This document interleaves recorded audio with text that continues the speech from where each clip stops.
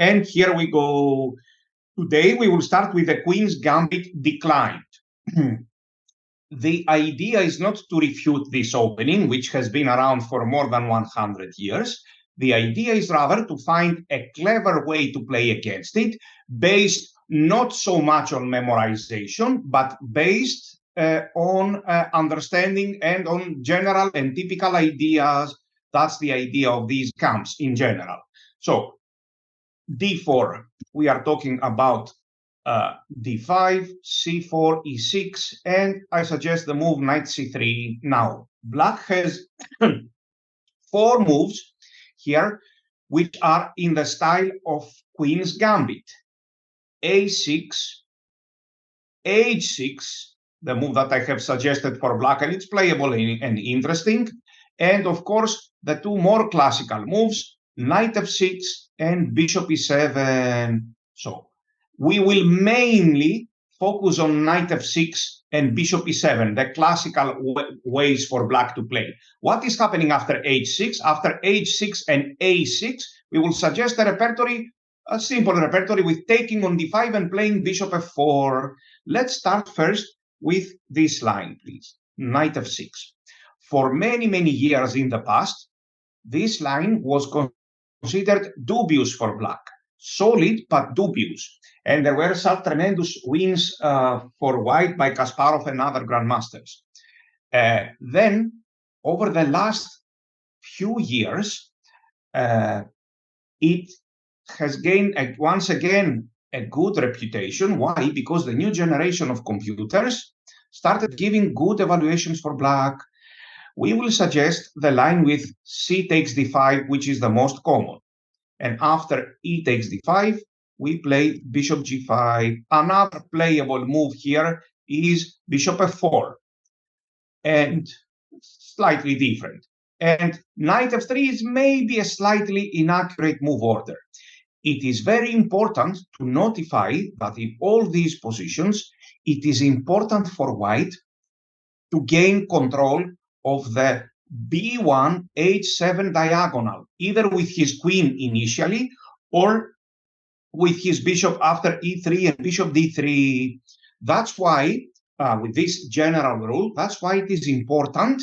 The move order is important. For example, if we play such a move, it's not like a big mistake or anything, but black can play c6.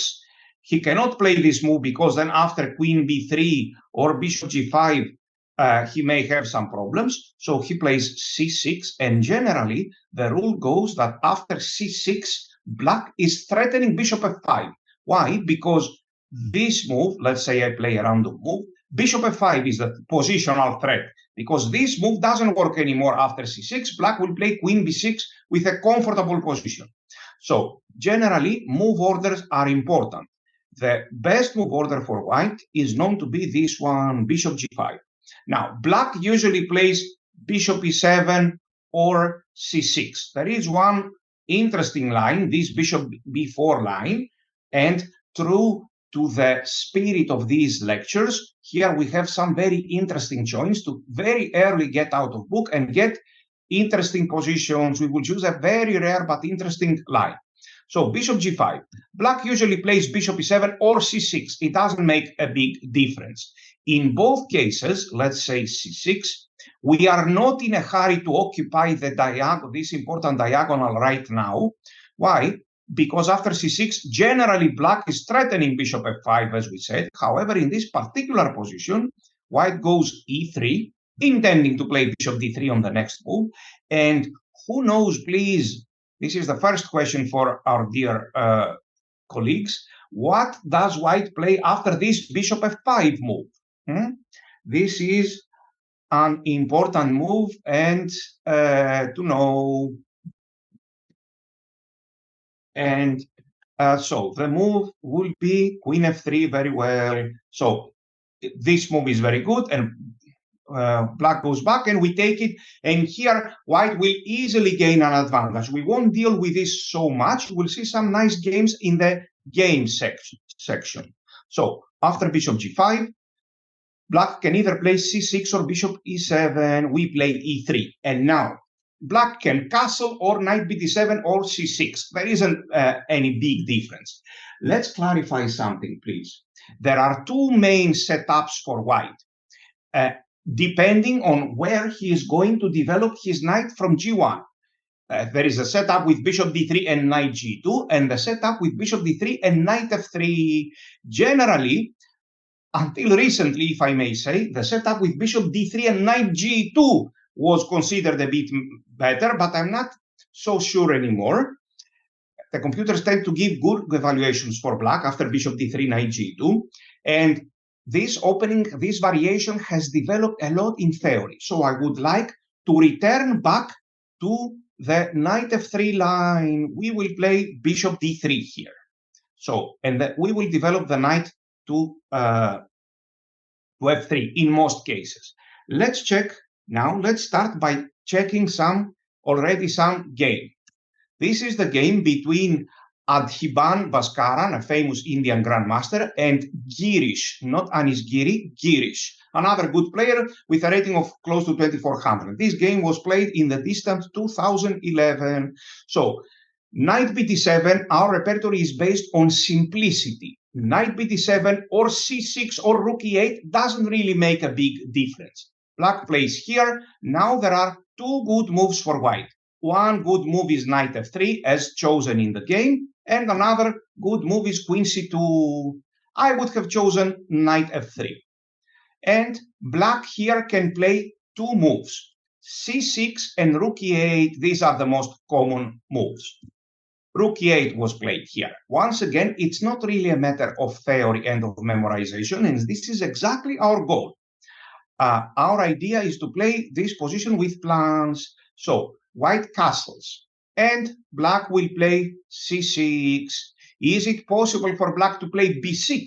Well, this line is playable generally, even without rook e8, but it is considered a little bit passive, because when black in the end manages to play, let's say we play a move like rook c1 or queen c2, when black manages to play c5 after a few moves, this knight doesn't put any pressure on our center, and this would give white an easy advantage, for example, with moves like bishop f5 or even rook f to d1.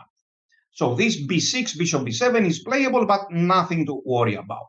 Black plays c6, and we play queen c2. These moves, are more or less forced. Queen c2, bishop d3, knight f3. One way or another, we will play all of these moves.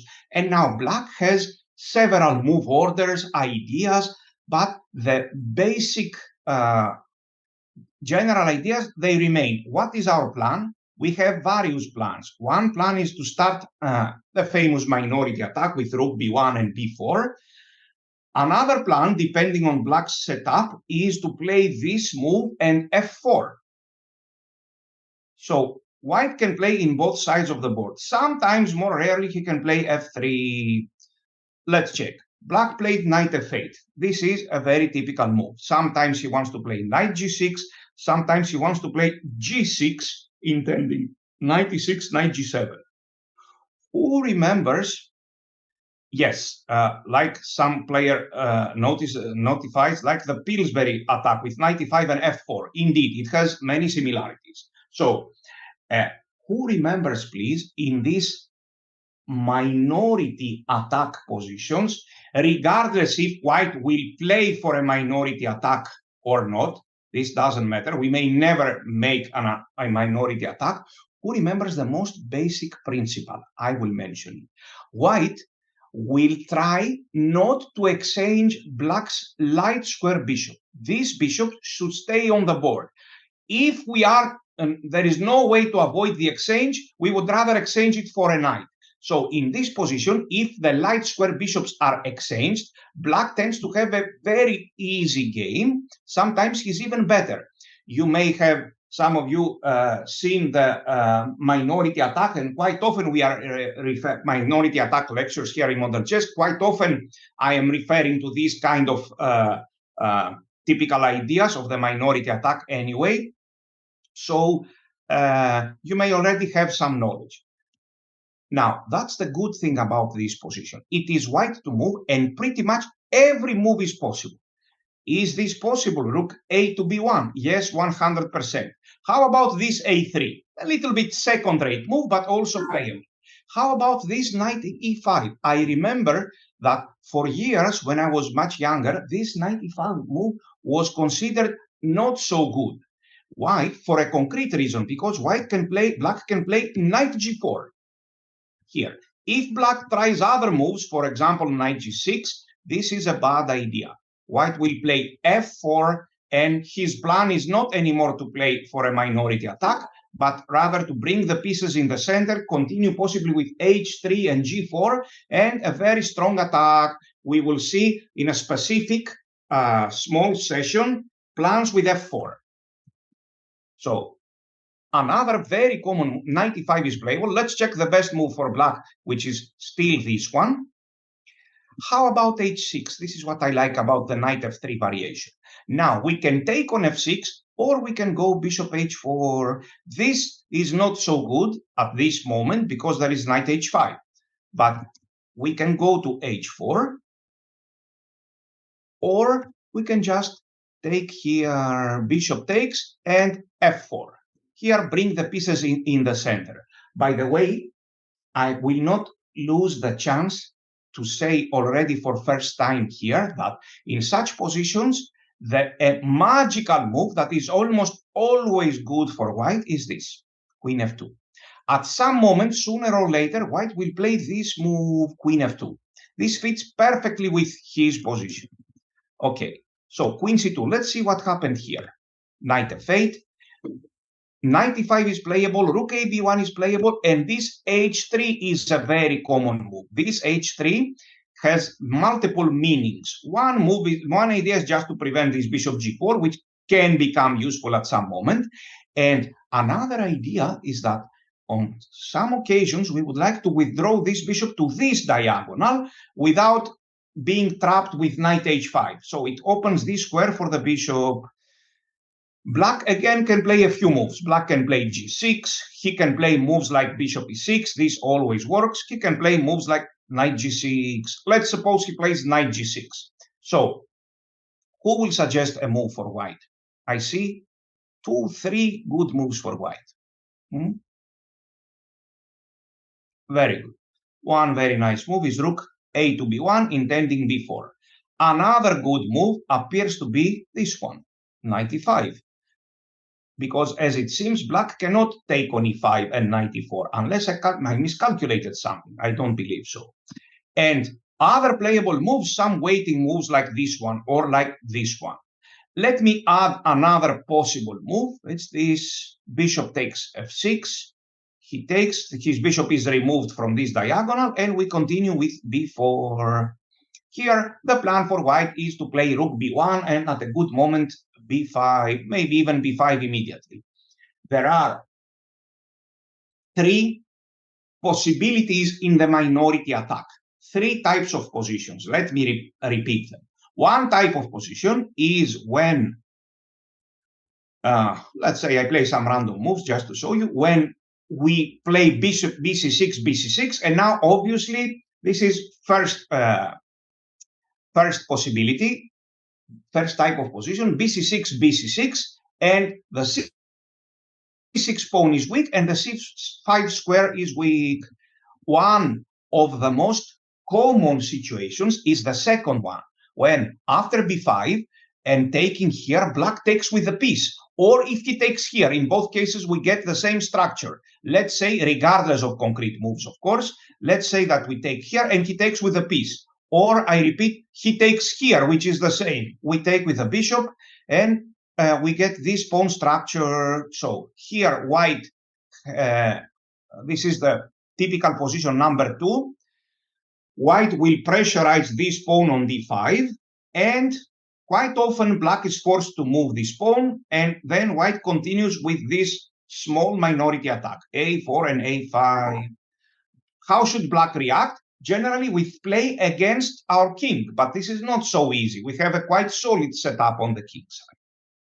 And the third possibility of the minority attack, one is BC6, BC6. The other one is this pawn structure with a weakness on B7 and on D5. The third possibility is for example, is after b5 to play c5 and get an isolated pawn. Sometimes black may get a good version of the isolated pawn. For example, if we play bishop e6 and let's say we play a4 and he goes here. Now, I don't really like the move b5. Black may even take on c5, on b5 or play c5. So in that case, I don't like this move because black has a good version of the isolated pawn. So in that case, what do? We postpone c5 for some time. We play some useful moves here, and we are trying to find a good moment to play b5. This is the plan. So already from here, I have the feeling that both players already play on general ground. So h3, this is still theory, g6. Now white has many interesting ideas once again.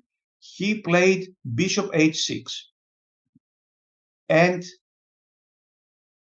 yes, when we play b4, b5, we are looking for a good moment to play b4, b5 so that black's c5 reaction won't be good. So one playable move is again this, take, and b4. What does the computer say? It doesn't really matter here. If, for example, generally it likes white's position. If, for example, this move is plus 0.35 in the computer, and this move is plus 0.25, it doesn't make any difference in our play. What matters is which continuation we like the most and which continuation we understand better. This is what matters. By the way, if black plays this move, his idea is very slow. His idea is to establish a knight on c4, but there are several moves separating him from achieving his goals. So here it's not even possible. We play a4, and if a6, we will capture here twice. But if, let's say, let's suppose we were here, just a second, I place a couple of random moves. So now he goes b5, we go a4, and he goes a6. Now, black is very slow with his plan to put his knight on b6. And on these occasions, quite often, because this pawn is weak now, quite often, a typical reaction is this one, e4. Because now it's a different story. The weakness of our isolated pawn is fully compensated by the weakness of the pawn on c6 and the square on c5. So white can be better. Very good. Let's see what happened in this game. So exactly as promised, our play is based on simplicity and not on memorization.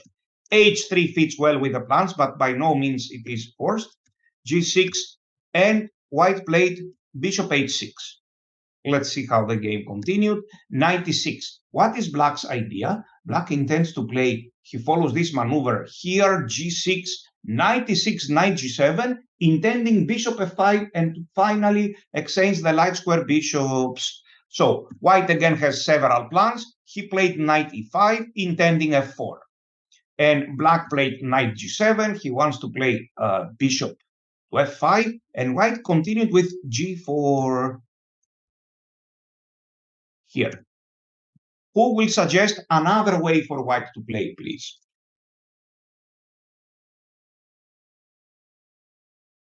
Another interesting way for white to play. Let's see. Not an easy question. Bravo. With a lot of pleasure, I see a dear old friend taking active part in the analysis. So, bishop takes g7 is the other way to go. King takes and f4, very good. For example, black plays a move like bishop d6. We play rook a to e1. We will play g4 possibly at some moment. And of course, the queen will go here, the favorite place for the queen. With the queen here, we support all these constructions, the pawn structures. The queen can go here or here, and it can maybe even support an f5 advance, or maybe g4 and g5. We are already officially out of book. Generally, it's a matter of style. I am more of a positional player, so possibly I wouldn't choose Depending on my mood, of course, I wouldn't choose this f4, this very active kind of play, but somebody else may choose this way. So here, white chose g4, which is obviously an interesting move. He is well prepared for that, and he played f4. So takes, and later, here he doubled the rooks, and later white won a very nice game. Let's check now another nice game. Here we are. This is the game between Arkell, Grandmaster Arkell, and Humphreys. White has a rating, this is again in 2011, white has a rating of 2400 and something, and black a rating of close to 2100. So the move order here is not like ideal, but it doesn't matter. We will get where we want. So here, c6 and e3. If queen c2, actually, white has played this knight f3, which is kind of premature. And now after queen c2, intending e3 and bishop d3, black can play g6, intending bishop f5. And he gets a comparatively good version of the queen's gambit. White played e3. How should black continue here, please? What do you think? After this not so accurate move order. Very good. Black must play bishop f5. Black must play this move. He missed his chance. Another possible move, because maybe, just maybe, he is afraid of this. I wouldn't be afraid of this. Black can even go bishop g6. So if black is afraid of this, he may include this move h6, bishop here, and now the bishop happily and proudly takes over this diagonal. And black is standing very well now. But black didn't play that, he castled. That's why this knight f3 is premature. Instead of that, we should have a bishop on f5, on d3. So bishop d3 now, and he played knight b d7. Generally, black would like to exchange this bishop, but we must also take into account the dynamics of the position. For example, after this, white may even play here, intending knight e5, and this may backfire because white may always castle long all of a sudden and use this file for an attack. So strategically speaking, the move bishop g4 is good, strategically speaking, because he wants to take, or maybe even go here. But dynamically speaking and tactically speaking, it's not good. So black played knight b d7. Now white can play queen c2 or castle short. He played queen c2 and rook e8. White castles, knight f8 once again. Very good. And white continued with h3 again. Rook a b1 or rook a e1. Let's say you play in the tournament and you get this position twice in a row. On one time you may play h3, on the other time knight a5, and you may announce to the tournament officially that next time you will play this move, for example.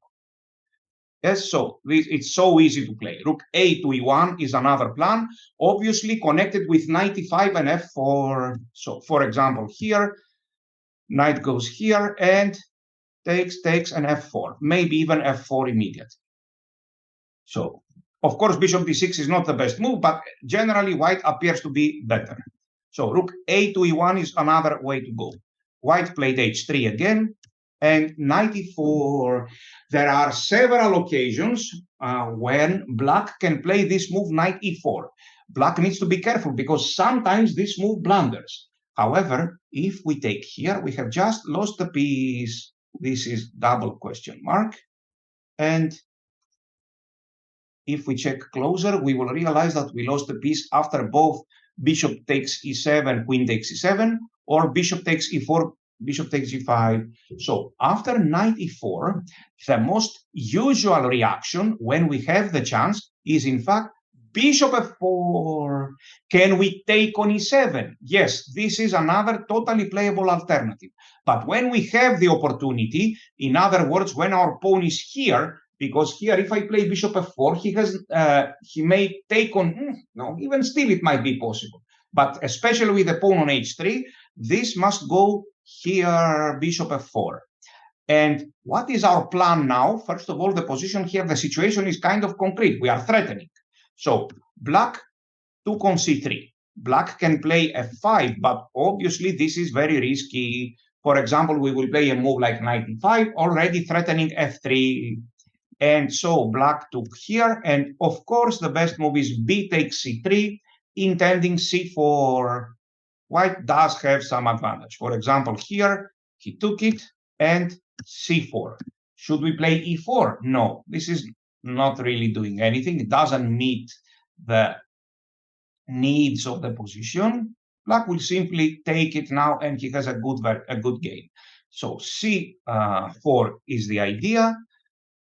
And for example, here, bishop takes c4. This is a very nice advantage in the style of Benko. White will play here, rook a, b1, rook f to c1. He will focus on the queen side. Let's see how they played. After bishop f4, he took here, yes, and c4, dc4, bishop e6. Rook a to b1 is playable. Other playable moves, should I play here? Well, we don't really have an attack against black's king now. So this is not necessary. This is playable. Who will suggest another move for white, please, here? I see another very interesting strategical move, and I'm happy that you see it too. Very good. Bravo to all of you. This is the other very good move. a4. I make sure that he cannot play c5. After c5, possibly we will play d5, if I calculate correctly. a4 and later such moves here, and rook f to c1 with a very comfortable advantage. Let's see what happened here very fast. So white brought all of his forces here, and finally he played a4, and he is better. I would prefer to have an advantage in the end game if possible, rather than in the middle game. This is a matter of style. So if I had the chance, I would generally trade queens here. White won in the end. Let's check now another game. This is the game between two very famous grandmasters, Vlastimil Hort with the white pieces and Eric Lobron with the black pieces. This game was played in 1987, long time ago. White has a huge rating of 2570, huge rating for that time, and black also has a very high rating of 2530. You see, so many years have passed, and yet these positions are so classical and they are played with typical ideas that nothing changed dramatically, yes, in this particular variation. Nothing really changed dramatically. By the way, after a6, this goes in line with our proposed repertoire, knight c3, allowing the Nimzo Indian. And in case he goes d5, we take it, and we play bishop g5. Black played bishop e7. By the way, there is a small threat here. For example, if he plays this or any move like this, we take on f6. Don't forget to take here, because he cannot take with the queen. However, if he starts with this move, a very well-known trap is this. Here we are losing. We are losing. I made this mistake about 35, 37 years ago. I still have the tears in my eyes. So knight takes d5, we take here, and I lost a piece here, and I still remember it. And I fought very hard after that as a little kid, but I lost the game. So after knight bd7, we play e3 and continue with the typical plans. Let's see what happened. Bishop e7, e3. There is no need to prevent bishop f5, not even here. This is not working. This is, in fact, a blunder. Let us eliminate, not knight f3, let us eliminate this knight, which is supporting the center, and play queen b3. The rule goes, generally, after c6, black is threatening bishop f5, could possibly be threatening bishop f5. So here, this is simply a blunder. Black played knight bd7 and bishop d3, and black played c6. How about an active move like this one, c5? Well, in this particular position, I will happily take it. Now the plans change immediately. Such a move, c5, totally changes the pattern of play. Here, for example, I would have played knight g to e2. And if he takes it, white has a very, very comfortable version of the isolated pawn. Black gave his took the pair of bishop, which is really irrelevant in this position because black has lost control of the dark squares in the center. The knight on c6 was responsible for this control, and it has been exchanged. So white now has a very, very easy and comfortable advantage. I don't even care if I'm not sure. I don't even calculate to take here and capture on d5. And because our play is very simple. Here, just put the rooks in the center, and white is better. Very good. Shall we play bishop b5 check? The answer is we may play it, but the answer is it's unnecessary. Knight here is good enough. Maybe bishop b5 is good. Yes, we will calculate it. So c6. Now we can play queen c2. We can also declare our intentions and play knight f3 immediately. White played here. Let's check. Castle short and knight f3. Is knight g2 possible? Yes, it is possible and more popular, but not necessarily better. Lately, I repeat, the computer started giving quite good evaluations for black, the new generations of computer. So knight f3, black played rook e8 and white castle. So another playable move here is this. Let's have a look at this move. h6. I would very much like to retreat to this diagonal, but here knight h5 is good. White is not worse here. It's absolutely playable position, but white is not better either. So here, yes, somebody suggests knight takes d5, and he is absolutely right. Yes, so for the moment, this appears to be interesting. But let's focus on this bishop h4. Yes, I have to admit this is correct. So knight e4, this is another very typical idea. Now, we cannot play bishop f4, and we don't want to play bishop g3. So what can we do now? Both taking on e7, it's good and playable. It's good, and it's playable also for black. Queen takes. Here we must remember one thing. We must not exchange the light square bishops. For example, such a move is playable. Or this move is playable, intending b4, or if necessary, a3 and b4. So white may claim to have a small advantage, but it is playable. Another way to handle this knight e4 is to take here, be very careful with this move. We take on e4, and let's see what happens now. Black must take on h4. We calculate d takes e4, queen takes e4, and we are winning a pawn. So he takes here. We will happily give this check because wherever black goes, there is a minor problem. Here, he will have problems with the move queen h7 in the future. And here, his king is a bit more far for the endgame. And also, this, at some moment, after the knight from d7 has gone to f6, this will threaten the f7 pawn with tempo. Unless, of course, we capture here, which makes a lot of sense. Queen takes, and now bishop d3. So this is a playable position. For example, knight goes to h6. Here the computer suggests moves like this one, so that we are ready to play f3, sometimes even f4. And we may fight for a small advantage. For example, here, I like this move f3.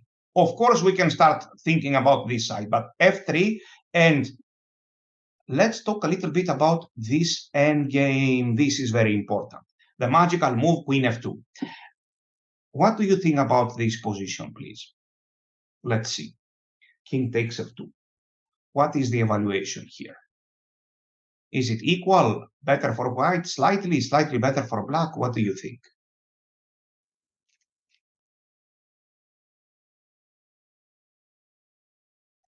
In fact, white here has a clear advantage. He's not slightly better. In my opinion, white is much better here. He can combine play on both sides of the board.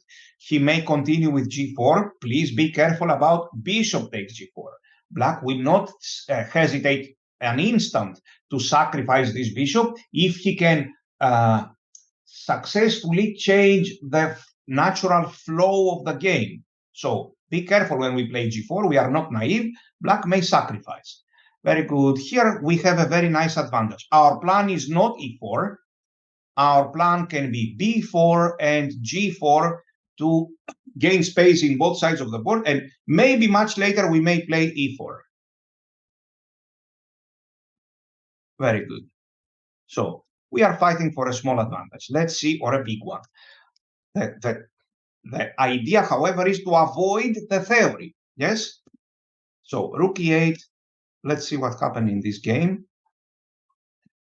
White castled and knight f8.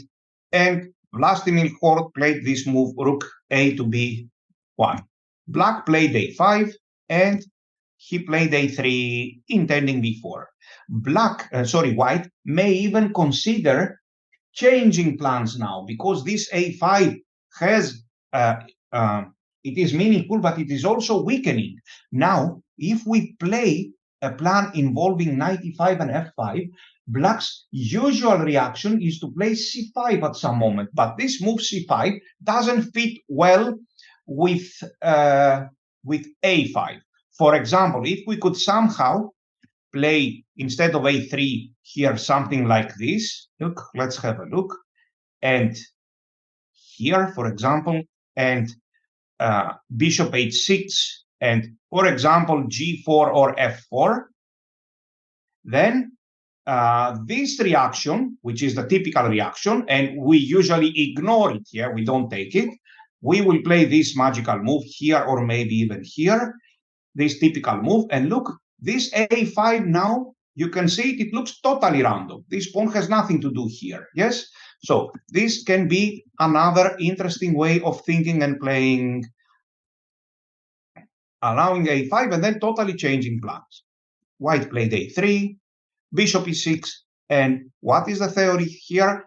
I will happily inform you once again that there is no theory. Even if it is totally meaningless. If you ask your computer, it will show you around 5 moves for white, which have the same, almost the same evaluation. So if black plays c5 and c4, this is generally not good. He will be checkmated on the other side. White played rook f to c1. Yes, h3 is another very good move, possibly even better. We control this g4 square, which is generally useful. For example, he plays here. If he plays h6, we will consider this move, bishop f4. For example, bishop d6, and now I take it. And look, here I see 2 interesting moves for white, of course, exactly how we described them. Which are the 2 interesting moves, please? And which one to choose? It's a matter of style, a matter of character. So, very good. One good move is this, and of course, another good move is this, intending f4. In both cases, white is better. Unless I'm missing something really very good for black, like some real computer move. By the way, black cannot even play here. You see, a5 and c5 do not fit well together. Very good. Let's see briefly what happened in this game, fast. So they played here, they are out of book.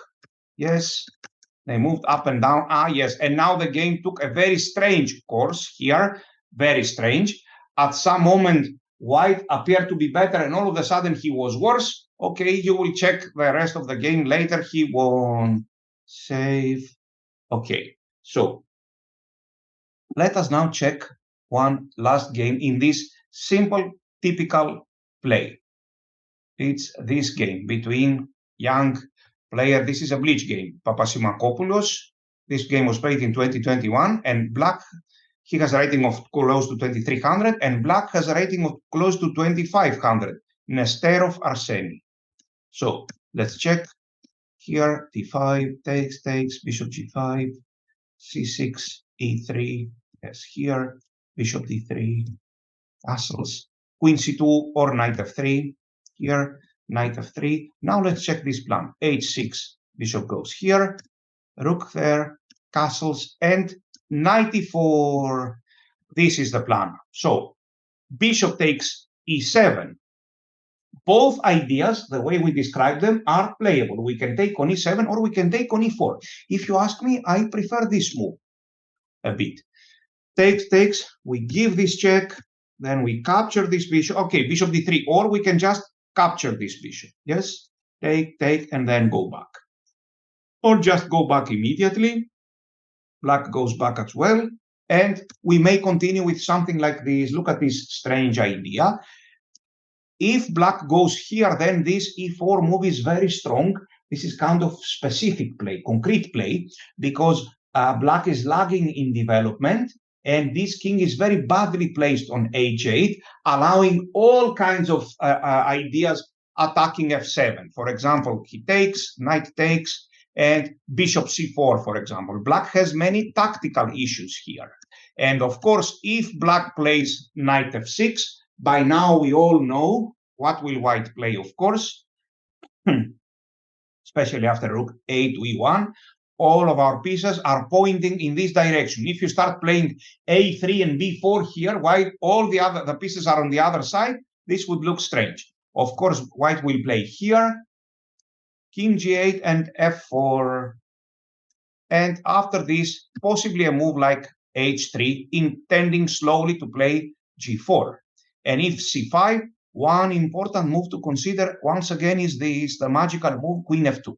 If black plays here, by the way, then he doesn't pressurize the center anymore. And so we have what we call a free hand on the king side. Very good attacking possibilities. This is far more important than black's counterplay with a6 and b5 and b4. This black's counterplay is very slow. So these are the ways to claim the initiative. And instead of taking here, which in my view is a bit simpler, white took on e7. So black takes with a queen, and he played here. Black goes knight d to f6. Who remembers this plan? We have seen it with the black pieces when we were studying the queen's gambit with h6. And white played knight e5. What should black play here? And then the game is about equal. Who remembers? What should black play here? It is very important for black, when and if he can, to exchange the light square bishop. If black, in the game, black played this, which is a passive move. If black takes here, again, this is a passive move. We can take it now with the pawn and change the pattern of play, and we start playing for c4. But also this is good. Even if we take with the queen, it's not so easy for black to exchange the light square bishop. So in that case, black has the chance, and he should have played bishop f5 first. And now, next move, let's suppose whatever I play, he takes here, and then he exchanges the bishop. Okay, here the rook is dropping, but theoretically, even if the rook was not dropping, black is happy enough to get back to e4 and later to d6. So here black has a successful position. In the game, he played bishop e6, which is rather passive, and white continued with b4 and a minority attack. Knight f4 is generally a good move, and knight c5. Who remembers my quote about the powerful knight on d6, which in this position, this quote explains why this knight is not so powerful in this particular position. Very good. The knight on d6 is a lonely piece. It prefers to be the only minor piece in the board, together with a minor piece for white. But here I don't see one minor piece. I see three minor pieces for each player, which means that white is in fact better. And this knight on d6 is not enough. Yes. So in this position, if we remove the knight from f6 and the knight from e5, and then remove the bishop from e6 and the bishop on d3, black is better. But here white is better. He can play for this plan. He can also play for this plan, f3. f4 is a bit too much with all the black knights targeting on e4 square. So this would make more sense, f3 or a4. Which one of the two moves is better? That's a different story. I need to think specifically. to sit down calmly, think for 20 minutes, calculate, estimate the position, and then decide. Yes, I cannot answer right now. I can tell you what I would play in a bleach game. Depending on my mood, I could play both a4 or f3, 50-50. Very good. In the end, white won the game. Now, let us check, please, something different.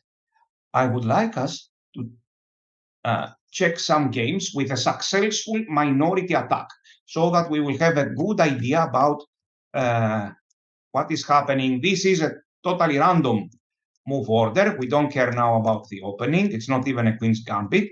So black has a successful position. He played here, b4, and black played knight e4, very well played. By the way, if by mistake you end up in such a situation, which is the best move for white here, please? The best move is to capture this. Just take it so that we will have more knights than our opponent, 2 against 1, and this way we have chances to play b4 and a4, but the position is objectively equal. White played b4, and now black stands very well. He takes here, queen takes, and knight d2. Of course, black is better here. If he plays the right idea, what should black play, please? Only one move is good for black here. Only one move is good for black. Remember my quote, the knight on d6 is a lonely piece. It prefers to be alone at the board. For this reason, knight d6 is not the best move. By far the best move is to take on d2. He played, this is a totally wrong. Totally wrong, yes? By far the best move is to take here, look, and another knight, a lonely knight, all by itself will appear on d6. So this is a very big positional mistake. Black must play his knight on this to d6 somehow, even immediately, or just take on d2. Here, white has the chance to exchange all knights. He took here, black took with the knight. Even if he takes with the pawn, now black is worse. He took with the knight, I would have taken with the pawn. And here, white has a clear initiative. This is not at all an equal position. And even without the queens on the board, this is not at all an equal position either. White has the idea to play b5, either immediately or after a4, or after putting a rook on c5 first. So white is simply better. This is not at all equal. He plays here some useful moves, and we are in situation number 2. d5 is weak, b7 is weak, and after b6, a possible b6 move, white may, in the long run, play a4 and a5. White has some advantage here. It can be a small or a big advantage, depending on the activity of the pieces. And later he won the game. He played such moves here and there, and he combined threats. Later, he won the game. Let's check now. A super tremendous game, again, in the minority attack. So this is a very famous game. Karpov, Ljubojevic, Linares, 1989. Let's check what happened. Karpov played here, and e3. Here, logical moves, knight, queen c2, no surprises. Knight f3. So let's check rook e8, castles here. Out of the many possible moves, for example, taking here and b4, or knight e5 immediately, although black has this move again, we are slightly better here, and rook a to e1, intending f3 or f4, and even this move is playable. Again, we saw knight e5, bishop takes f6. This move is very playable and very common, h3, and here, for example. And what Karpov played, rook a to b1. So they continued like this, and he took here. I have the feeling that this move might be even better. So he took here, and he played b4. How about taking on e4? Generally, this is playable, but this is a strategy that I don't really like personally for white. I never liked it. So I cannot suggest something that I don't like. b4 and a4 and knight e5. Black may exchange the bishops, but white is very fast with his minority attack. So here white happily exchanged everything, and he played b5. By the way, there are two versions of minority attack. This position with a pawn on d5, and we can put a piece on c5 and play b5 or b5 immediately. At this position here, it's even better because when we put a rook on c5 or a queen on c5, there is no pawn here. Imagine this situation. It is still good, but this with a open fifth rank, our queen or our rook has also influence along the fifth rank, which makes it even more powerful. So basically, it's the same. So Karpov here got a better endgame, and of course, we all know what happened. He played h4. Remember, at the first moment when concrete threats stop, at the first moment when tactics stop, and I don't see any positional threat by either player, which is the first one to come and third on the list in general, fixing the structure, if it is there, if it is possible. So Karpov played here, and with good technique, he won this game. You will check the rest of the game by yourself. Very good. Here is now another, let's see a couple of games with the f4 plan. For example, here, we already had a look at it, but let's have another look. White is the famous Brazilian grandmaster Gilberto Milos, and with black, it's another obviously very good player, Cubas Jose Fernando, with a rating of 2536. Again, this is an old game. So bishop d3 and knight f3 and queen c2 very fast. Rook e8. Shall we castle long?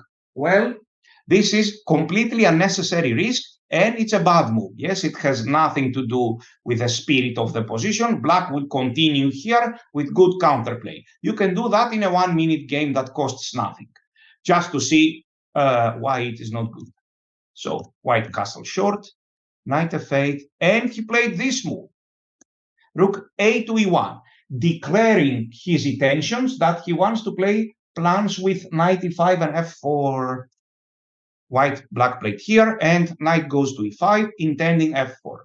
So knight f to d7, and look at this idea, please. White takes, and he plays f4. Now, one may wonder, okay, but how about this f6 move? This appears to be very good because now we don't have a strong knight on e5. Our knight will have to go back on f3. And what is happening with this weakness on e3? In fact, after knight f3, white is better. And the reason for that is that black has terrible knights. That's the problem. The knight from d7 doesn't really have a future, and then the same goes for the knight on f8. That's black's problem, and white quite often wants to attack with f5 and g4, h4, sometimes even f5 and e4 with a very good version of the isolated pawn. So in this position, if we put a black knight here and exchange the bishop from e6 with a minor piece and the knight from f8 with a minor piece, you ask too much, Mr. Ioannis, black has a winning, strategically winning game. But black's big problem here is the knights, and in general, even the bishop, all the minor pieces. Imagine this position, for example, without any minor piece, only with major pieces, queens and rooks, black is automatically better. So rook c8 was played, but we know by now that after this move, we will ignore it and possibly play queen f2. So white goes f5. This is a very good move. And g4, I chose a very nice game to show you. Then h5 and h4 and g5 can be a possible plan. Black played here, and queen f2, the magical move. By the way, let's suppose he goes here. We can put the queen on f2 or even on g2, but look at this, please. This move is also playable. We are really not afraid. We happily welcome this move because we are, in fact, much better in this endgame. Maybe even this move is good, but let's say I simply play king f2. Now our plan is to play for a minority attack with b4 and a4. Of course, I have this in my mind, and at a good moment, maybe even this. Black can and should try to put his knight on d6, not on c4. If he goes here, we are running the danger of me start crying, literally. What will white play here? The position is really horrible for black. It deserves a tear. Of course, white will take here, and just look at this center. Here, e4, yes? All these pawns. This even fits very well here on f4. Of course, we are safely blockading this pawn, and this is a completely winning position for white.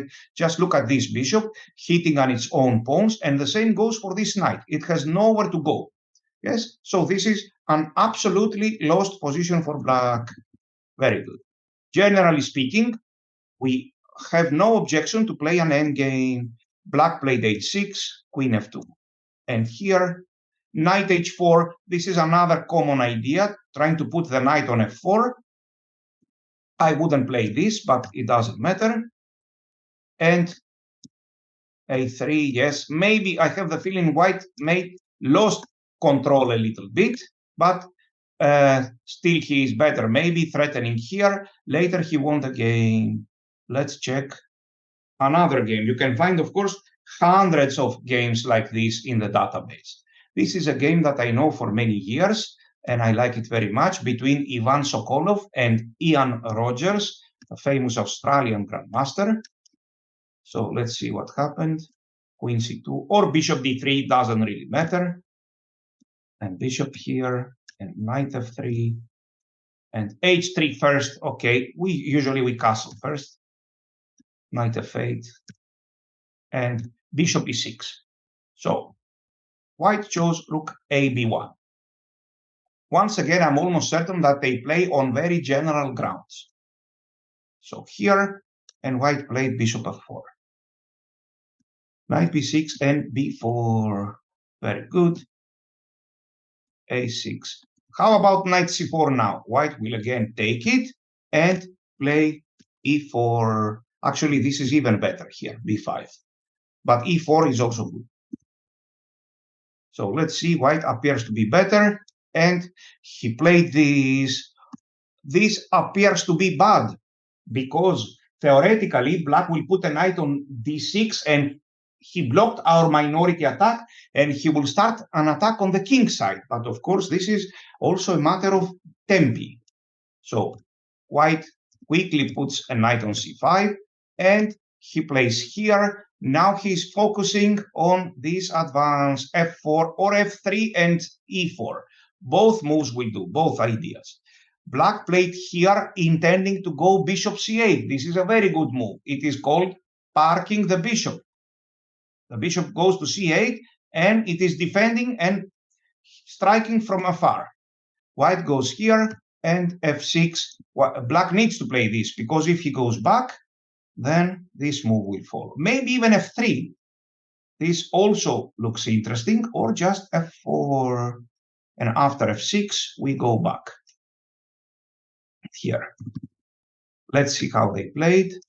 So he went back to f3, and then to d2, and f3. Maybe at some moment he will play e4. He played here, and f4 all of a sudden. Now that this knight is far away from d6 square. And he played the typical f5 move. Queen here, but white is happy to exchange the queens. Here, he took with the king, and white has a huge, huge advantage. He started pushing these pawns. The characteristic of a very good player, remember that please, is that he is willing to change the pawn structure.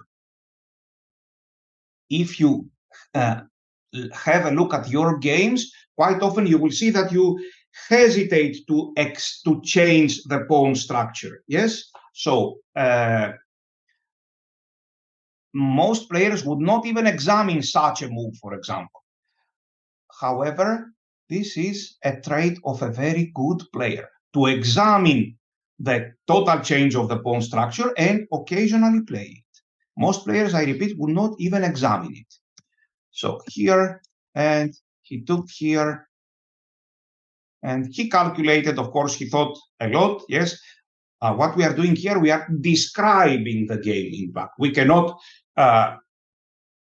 unfold all of the thoughts of the grandmaster during the game. This would take a lot of time. Very good. And white was better, and he won the game in this f4 strategy. Let's check a couple of more games in that strategy. For example, the game between two good grandmasters, Kachiev Vladislav and Mazet Sebastien. Why nowadays so popular to start with h6 for black, says one of the players. The answer is that after h6 and bishop h4, black plays knight e4, I suppose, something concrete, or knight h5. Yes? Let's answer this question, please. For example, let's answer this question.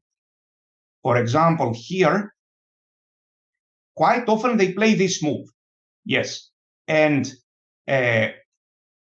after bishop h4, now black has lost most of his plans. He cannot play a knight on g6. Even this move g6 is possible. So here the plans are different. Quite often, black is playing for example, after this, for totally different setups. Yes, here an a5 and b5. And after, let's say, knight f3, the plan is to do this, to play this idea, knight e4, or maybe even knight h5. And in these situations, the move h6 is playable and necessary. Yes, h6 doesn't fit well, let's clarify, with this plan. These moves, h6 and knight f8, they don't fit well together. However, h6 fits well with this move and possibly even with this move. That's the idea. So takes and queen takes. Yes? Yes, there are several move orders, please. Several move orders. Let's not let's not be stuck in unnecessary details. Yes, so many move orders, I agree, but the typical ideas remain the same. Yes, move orders are endless. So this h6 line is playable, connected with the move knight a4 or knight h5, but not with the typical plan of knight on f8 and g6. So here, knight f8. Yes, this plan, for example, now this h6 doesn't work at all. Here, yes, white will play here. There is no knight g6. Even this is very shaky. Some sacrifices are always in the air. So knight f8 would be a mistake. This is playable. And I repeat, possibly even this is playable. Very good. So let's check what happened in this game. Black played this move a6, which is playable and interesting. And white took on d5, and he played here. Now, bishop e7 is good and simple. There is lots of theory after bishop e6. We will cover this line in the session with some clever choices. So here, there is not a real problem for black here, but let's say he played a second-rate move now, a6 instead of c6. As a result, white is slightly better. They both know that. White is slightly better. However, this position is not so much a matter of tempi. And additionally, this a6 is not a lost move. If white decides to play for a minority attack, this a6 is useful. Black played knight f8. Now, maybe this was a moment. Actually, he should have played h6 earlier, because now white will go here. But an earlier h6, with an earlier h6, this bishop would have been here. And now knight e4. And white may claim a small advantage again. We saw something very similar. What we saw was with the pawn here and the black pawn on a7. Who remembers how to continue? Check. Here and now, two ideas. One idea is to take, and another idea is to simply go back. And after bishop e7, who remembers the move that white should play here? Who will show us which is the move for black? For white, I mean. Bravo. Rook a to e1. Now we are focusing on the king side. If black goes bishop d6, we will play this e4. And if black plays here, we will play knight e5. It seems that black should play this move, king g8, which is a useful move. Very good. But at some moment, black needs to do something. For example, we may play this e4 here, or maybe an interesting waiting move just in case. And now black must decide. If knight f6, the knight will appear on e5. And if bishop d6, again, this move e4. Very good. So this is the way, what, to be better by force and win? No, to claim some small advantage. Knight f8. Let's see how Tkachiev played. He played this move. Yes, we are in the session with f4. So he played knight e5. And after this, he happily took it. He played queen d2. Wow, intending maybe even g4 and f4. Let's see what happened. And he put it here. Why did he put his knight on g4? Because he wants to continue with f4. Black played here. This move appears to be very bad. However, white is threatening. Yes, that's why he played queen d2 after e4 to avoid the move knight f4. Look, black's pieces are very clumsy for an open battle. This is what he is afraid of. For example, after this, look, one knight is here doing nothing. The pieces are there. So e4 is good. Which does it favor is it good for white or for black to exchange the dark square bishops? We cannot give a general assessment. It depends on the placement of even the very last piece, and it also depends on who is on the move after that. Yes, so we cannot give a definite conclusion about that. Sometimes it is good for white to exchange the dark square bishops. I have examples in my mind, and sometimes it is simply bad. Yes, very good. Here, for example, I would prefer not to have the dark square bishops and just play e4 here with a very strong attack. That's why black played f5, but now he is much worse. White played this and here, but white has a permanent advantage. Later, he won the game. He played here and here. Don't forget this connected passed pawn is very strong, although blockaded. Let's check another game, again with this strategy. One game which I like very much is, let me find it, it's this one. Yes. So, a very old game, Dragomaretsky against Chebotarev, played in 2004, 20 years ago. So, Queen c2, 20 years ago, and the plans haven't really changed, but the plans have changed very much in this position, very much.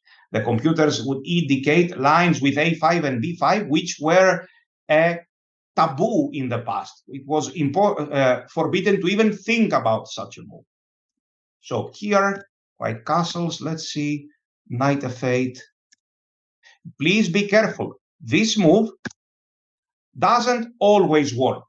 Yes, for example, here, black has just lost a pawn. This move works only after h6. This is winning a pawn for white. Bishop takes. If black takes on so h6 here would be necessary if black is intending to play with knight e4. Yes, he must first play this and here. But I repeat that h6 doesn't go well with this move. This move would be bad here. So knight e4 is losing a pawn. Black played knight f8. So a3. Look, a very quiet move. We saw all kinds of moves here and bishop f4. We are threatening to take a pawn on e4. So f5 was played, h3, and all of a sudden, so here is the question. Should we play knight e5 or take on d6 and knight e5? There is no general rule. It depends on the placement on every other piece. Yes. So in this particular position, for example, I don't like knight e5. I don't know if I calculated well though, because after knight e5, black may play knight e6 or whatever. I would rather take on d6 and then knight e5 because it is simpler. Next move will be f4. So here and f4. White is, of course, much better. This is not at all equal. F takes, and he played here, and he took on e4. Now he starts gaining control of the dark squares, and he got a better endgame, and later he won. So let us now examine something totally different, very different. So we will examine a different move order, knight c3, and black goes bishop e7. When black goes bishop e7, there is no bishop g5 anymore. The tempi do not work well. So here, there are several ways for white to play. I chose a very good one, but without much theory. So we will take on d5, and we will play bishop f4. This is, in fact, the most theoretical position, but it can be played also with plans. So here, black has two different moves. They appear to be very similar, but they are not the same. c6 and knight f6, they are not the same. So in this game, knight f6 was played, and e3, black must be careful. Black must do something fast. The best move is bishop here. We know already, our experience is already enough to know that after this, and for example, bishop here, we have a good version of the queen's gambit. We can play here, and after this, we can take it and knight f3. We can even play this move. So here we have a very comfortable advantage. For this reason, I wouldn't castle long because I don't want to risk. I will castle short. And our plan is b4, maybe even f3, e4, maybe even f3, g4. So let's go back, please. We are studying something else. After knight c3, this very common move order. So we take it. Can we wait with knight f3? No, we cannot. We need to play this and the fast e3. Two ways for black to play, knight f6 and c6. So here we are studying knight f6, which is less common and less flexible. We play e3. We are threatening, I repeat, to get a very good version. Remember, with our bishop on g5, black would play h6, and quite often we would go back bishop f4. So here we stand very well on f4. But black has this very good move. Can black play c6? No, this is very passive. Look, a very bad version, really very bad version of the Carlsbad here, this Queen's Gambit exchange. However, I don't like this move. Maybe he will play knight h5. I would rather play this h3. He castles knight f3 with a very comfortable position. We don't need to analyze anything here. Queen c2, castle short. Then we will go for knight e5 and f4 or for b4. So black needs to do something. This bishop e7 is not a random move order. Black is playing very subtle games with the move orders. So after this and e3, black plays bishop f5. Has this ever been played? Hundreds of times. How about this queen b3 here? Now there is knight c6 with total chaos. No, we don't want to do that.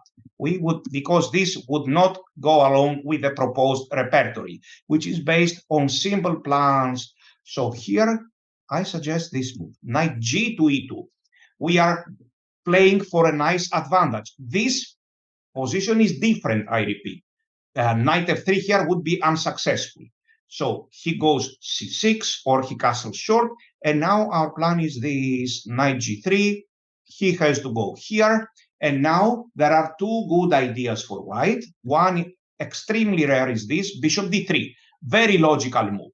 Can black just take here? Well, strategically, you may say that black has a good game. However, this is the case if we put our knight here. Here, black strategically is good. Here, we do not intend to play strategically. We intend to play tactically with moves like this and maybe f3, e4, or maybe even g4. And of course, if black plays here, then he has weaknesses. We may consider this move, or we may even consider this. Our plan is entirely different. to play f3, sometimes long castling, and e4. So let's go back, please.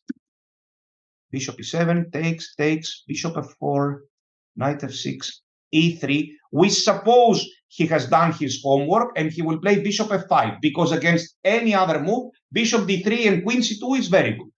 So he plays here and we play this knight e2, for example, c6 or any other move, knight g3 here, and two good moves. Bishop d3 works very well now, and another very good and playable move is h4, threatening h5, and he goes h5. If he plays here, we will play h5, and we will play bishop d3, entirely different approach with almost zero theory, and a very good position for white.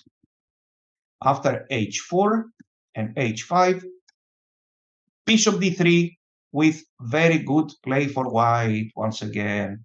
Our plan after trading is to play f3 and e4. Totally different story. Or even e4 immediately. According to the computer, white is better here. Yes, all of a sudden we switch to very tactical play. And let me show you now another version of the same idea. Another version is, just a second. No, let's check. Here we are. Let me find it. Yes. So another version. You can see that Carlsen likes this variation a lot with white. So we take here, we play bishop f4, and so far we saw knight f6 and e3. A slightly more common move is this, c6.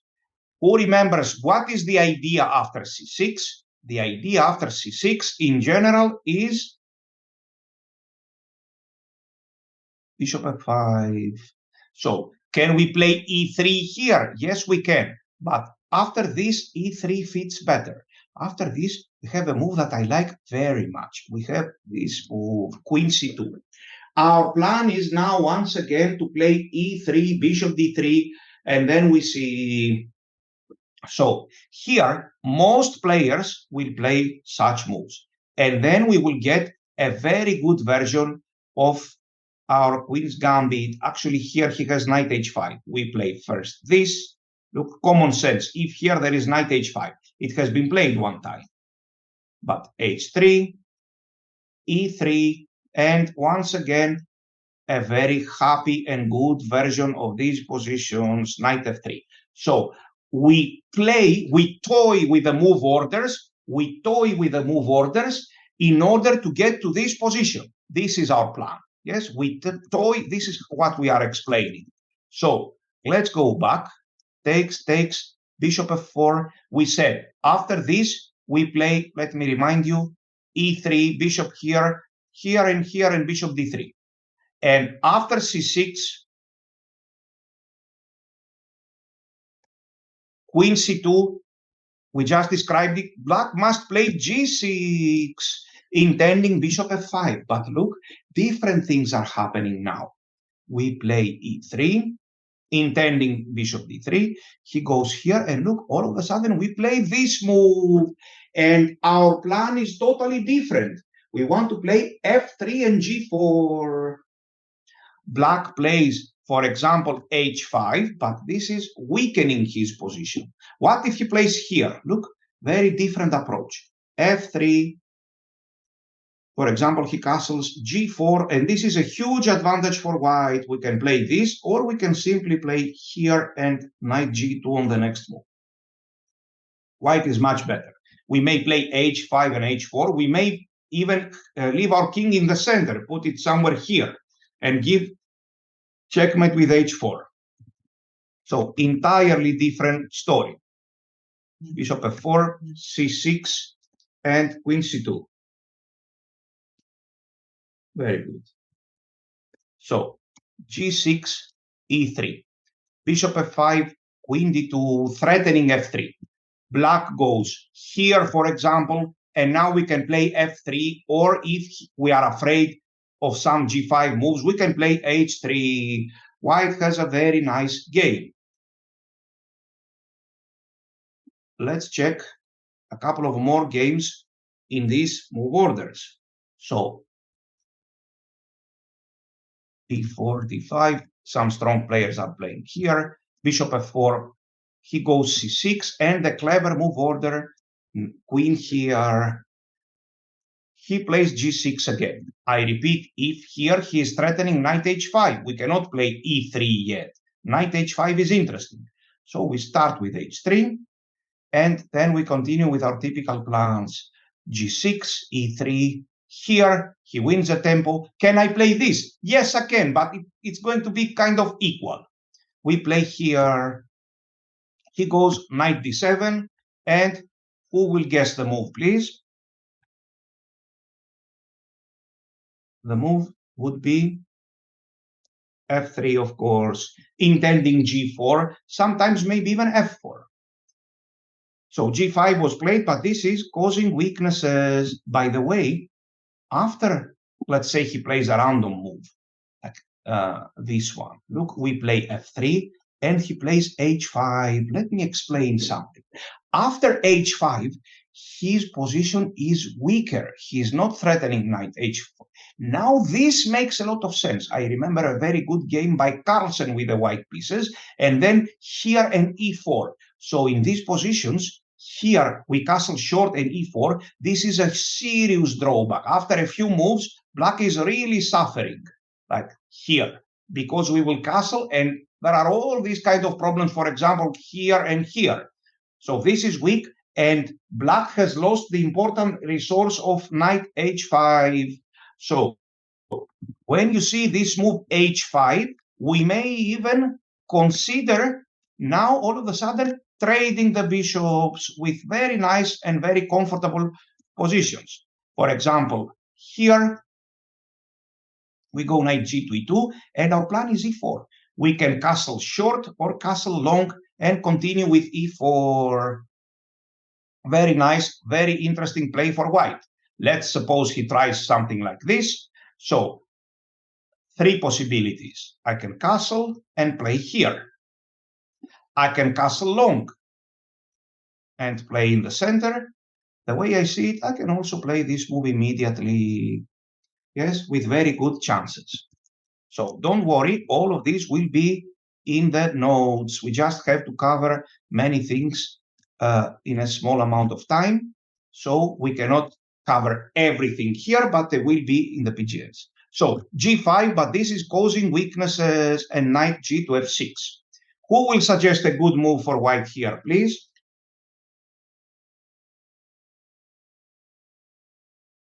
Who will suggest a good move? Very good. Of course. The correct move is now bishop d3. When you see weaknesses on the other side, the plan changes. Here, he played knight g2. White will castle short, and he will continue with something like e4 or f4. So white can count on a nice advantage without many complications. And now, I am, in fact, very proud of this line. So our plan is not to engage in tremendous amounts of theory. It's right the opposite, to avoid it as much as possible. So we play here, but we saw this, bishop e7. No, an entirely different concept, bishop b4. This is a very active way for black to play. He is intending to play h6 on the next move, and after bishop h4, g5 with lots and lots of theory. Here we will choose something extremely rare, but very good. e3, this is not extremely rare. And black plays h6. He has to do something fast. So after h6, the main line is bishop h4, but not necessarily the best move. Actually, we will take here. He has to take with the queen. And now they usually play queen b3 or queen a4 check. However, there is a very, very simple and good move. I'm very proud of this move. a3. Black is forced to take on c3 now. Takes it, we take it, and we can easily fight for a small or even a big advantage. What is our plan here? Let's suppose he castles. Our plan is to play this first, here and then here or here, and then develop the bishop. For example, he plays, let's say, c6, knight e2. He castles, knight g3, and now bishop d3, we castle short, and without any effort, we have a very nice advantage. We may play for c4, for f3 and e4, and so on. We first develop the knight because, for example, if he castles and we play here, this is not a bad move, but black will play here, and it is close to equality. Still, white has a small advantage. After this, if he intends to do this, he will lose at least one tempo. We will play here. He needs to move the bishop again and again, and now we can put it here. Personally, I would happily put it here. And again, this is very nice for white. We castle with zero theory. We want to play c4 and all these moves. Very good. And white is doing very well, and white is avoiding all kinds of theory. So let's check my analysis. How many times has this been played? Like 5 times in the history of chess. And this is exactly the reason why I choose it, and because it is good, of course. So he castles, knight e2. And an interesting move for black would be rook e8. The idea is after knight f4 to capture it with the queen. By the way, if he goes b6, we will consider both knight g3 and knight f4. I kind of like knight f4. Here, bishop d3, and this is a very nice position to play. We castle short. Actually, the computer says that in this particular position, knight h5 is even better, but the probability of getting this position exactly is very small, but still I mention it as a possible idea.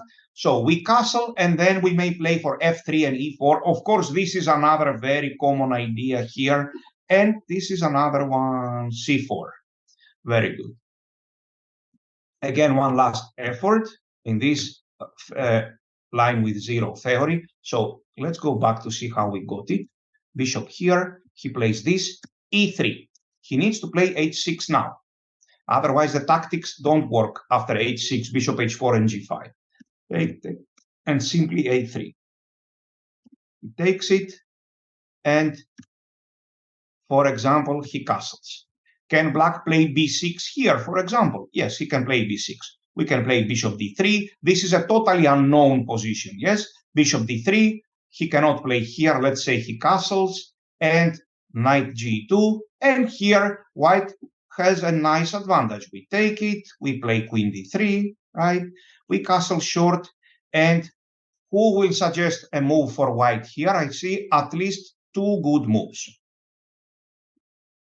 Very good. One good move is this, and possibly the best, a4, intending a5. Another good move is this, and then other playable moves are this or here. So, up to a very big extent, we have covered the Queen's Gambit. It's mainly, we try to make it about ideas. The most concrete play comes after the line with bishop e7, this one. The most concrete and active play.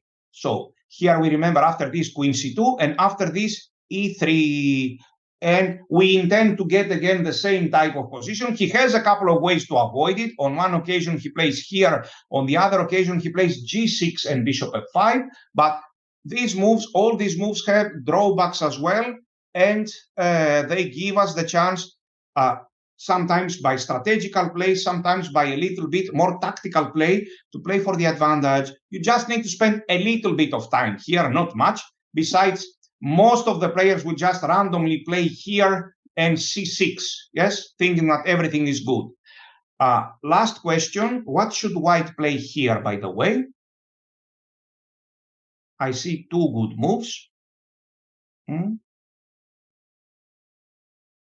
White must play h3, very good, possibly the best, or maybe even this, because knight h5 is not working for the moment. At some moment, however, we will definitely need the move h3 sooner or later, yes? So exactly at this point, we definitely need this move h3. And we managed to get this nice position, which has all that we want. Good play, many pieces, many possible plans, and zero theory. I would like to thank you all for participating, and I hope I will see you tomorrow. And as always, the approach will be similar with this one, without much theory.